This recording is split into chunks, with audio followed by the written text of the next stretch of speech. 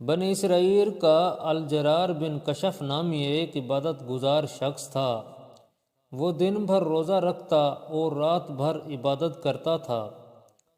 ایک رات جب وہ پچھلے پہر سویا تو اس نے خواب دیکھا کہ اس کو اپنے شہر کی سب سے خوبصورت فاحشہ عورت بتوں کی پوجا کرتے دکھائی گئی اور اشارہ ملا کہ اس کو تبلیغ کرو۔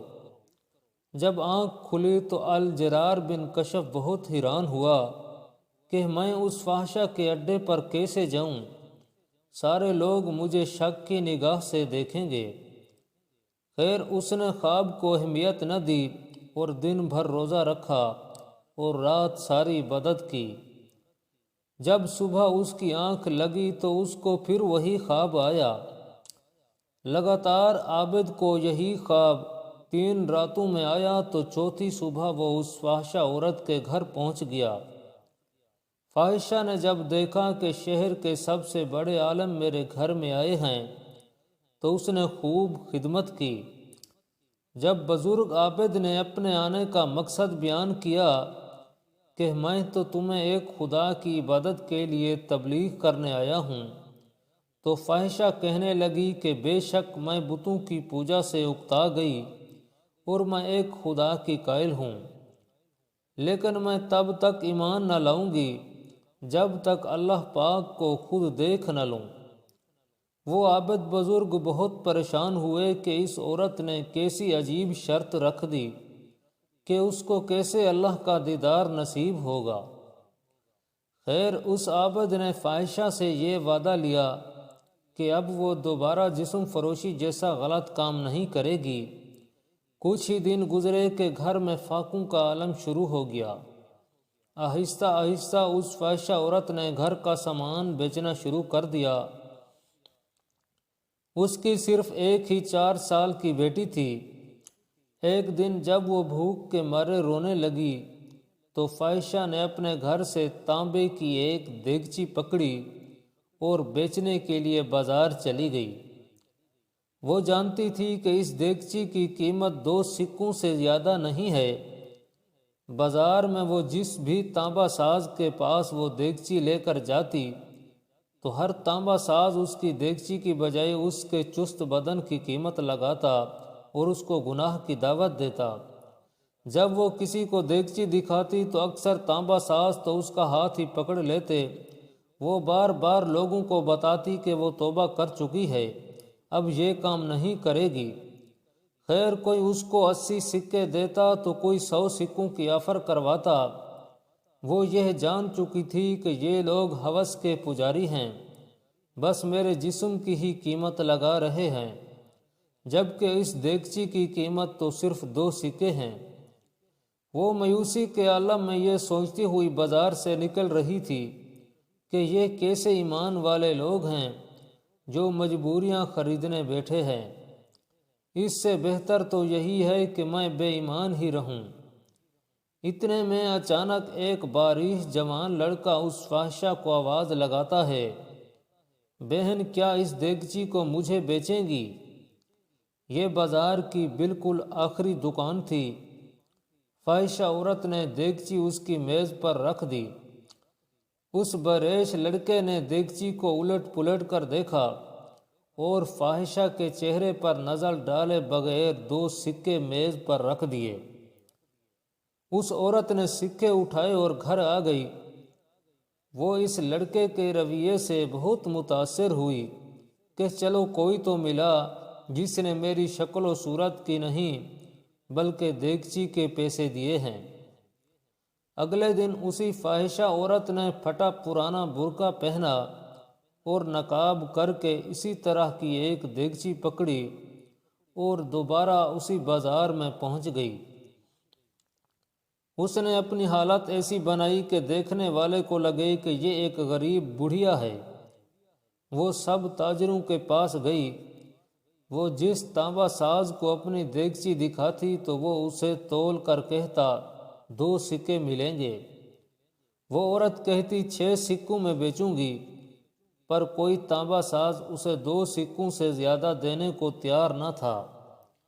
وہ بہت حیران ہوئی کہ یہی لوگ کل اسی دیگچی کو 80 سے 100 سکوں میں خریدنے کے لیے تیار تھے، اور آج جب میں یہ کہہ رہی ہوں کہ میں ایک غریب اور میری بیٹی بیمار ہے، تو کوئی بھی مجھے اس دیگچی کے بدلے 6 سکے دینے کو بھی تیار نہیں ہے۔ اس کا مطلب کہ یہ لوگ اللہ تعالیٰ کے پجاری تو نہیں، یہ تو ہوس پرست ہیں اور خوبصورت جسموں کے پجاری ہیں۔ خیر آخر میں اسی باریش خوبصورت لڑکے کی دکان پر پہنچی جس نے کل اسی طرح کی دیگچی 2 سکوں میں خریدی تھی۔ وہ نوجوان اپنے کام میں مصروف تھا۔ غریب بڑھیا کے بھیس میں اس فاحشہ عورت نے کہا، میں یہ برتن بیچنے کے لیے لائی ہوں اور میں اسے 6 سکوں میں بیچوں گی، کیا آپ کچھ سکے دیں گے؟ تانبا ساز نے پوچھا، کچھ سکوں میں کیوں؟ اس عورت نے بات بناتے ہوئے کہا، میری بیٹی بیمار ہے، ڈاکٹر نے اس کے لیے نسخہ لکھا ہے جس کی قیمت 6 سکے ہیں۔ تانبا ساز نے دیگچی لے کر کہا، ماں یہ دیگچی بہت عمدہ اور نہایت قیمتی ہے، اگر آپ بیچنا ہی چاہتی ہیں تو میں اسے 80 سکوں میں خریدوں گا۔ برقعے میں لپٹی بڑھیا عورت کا روپ دھارے اس فاحشہ نے کہا، کیا تم میرا مذاق اڑا رہے ہو؟ تانبا والے نے کہا، ہرگز نہیں، میں واقعی اس دیگچی کے 80 سکے دوں گا۔ یہ کہہ کر اس نے برتن لیا اور بوڑھی عورت کے ہاتھ میں 80 سکے رکھ دیے۔ بوڑھی عورت بہت حیران ہوئی، دعا دیتی ہوئی جلدی اپنے گھر کی طرف چل پڑی۔